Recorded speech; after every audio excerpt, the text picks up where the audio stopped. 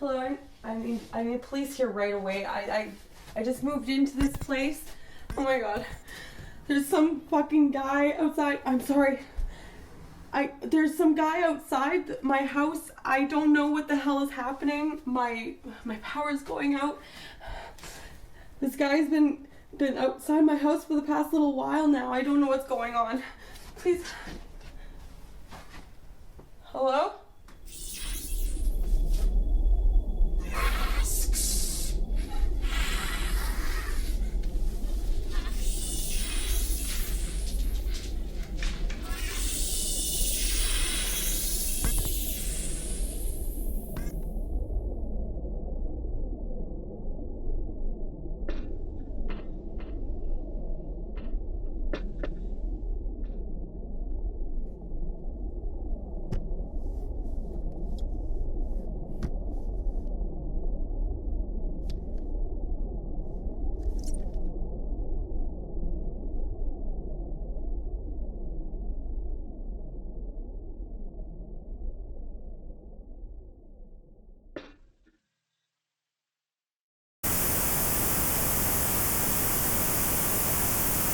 Hey there, I'm Brendan Peterson, the founder of Darkslide Pictures and the director of Paper Wasps.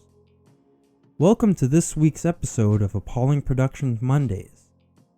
This is episode number 16, and it's Guerrilla Filmmaking post-production. So let's jump right in. So now you've shot your movie and got some killer footage, and you've captured the dialogue and sounds on set as best as possible, and even possibly recorded some replacement dialogue or Foley sounds to enhance the overall quality. Now it's time to get into the post. Editing. Which editing software you use is a personal choice. I'm not going to tell you which one is the best. Some prefer Final Cut Pro X, some prefer Adobe Premiere. And then there's others such as Sony Vegas. Whichever you choose, post-production is where your movie is ultimately going to come together.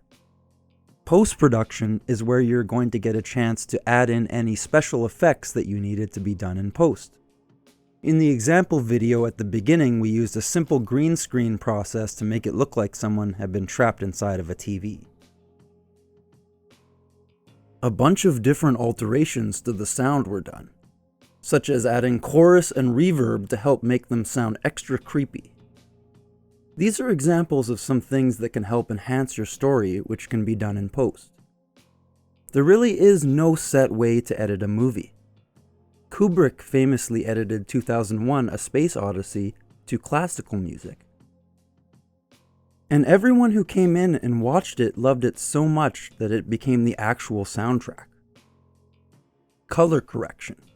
Color correction is another very important aspect of post-production.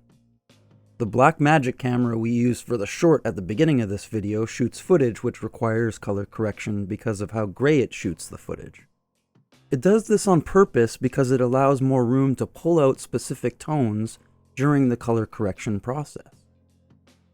Whereas the cheap camcorder that we use to shoot the rest of these YouTube videos shoots footage that is baked, and more what you see is what you get.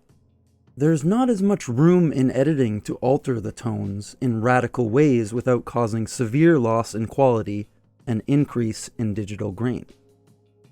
The levels of color correction that need to be done depend on which camera you are using, and what exactly you need to do to the footage. Play around with it and see what you can do to enhance the mood of a shot, even if it's by simply adjusting the contrast and brightness. Sound.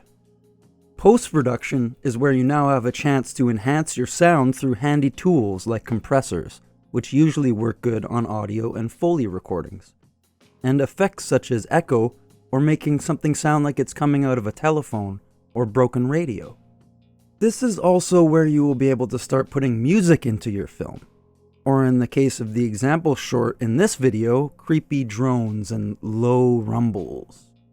With these, you can begin to build a soundscape and make sure that the sound of your film enhances the world and experience of the film you're creating just as much as the cutting of the footage you did. Remember, there's no set way to edit a film, and everything takes practice to get better.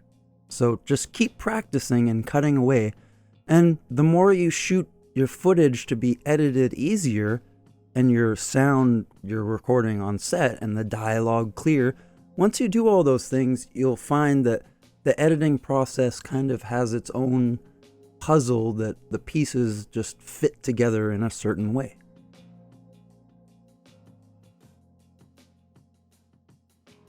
Hey, thanks for watching this week's episode of Appalling Productions Mondays, Guerrilla Filmmaking, Post-Production. Stay tuned for next week's episode, which is the final episode in the Guerrilla Filmmaking series, and it's about getting your film out there and different ways to get people to watch or festival stuff, and yeah. So, see you next time.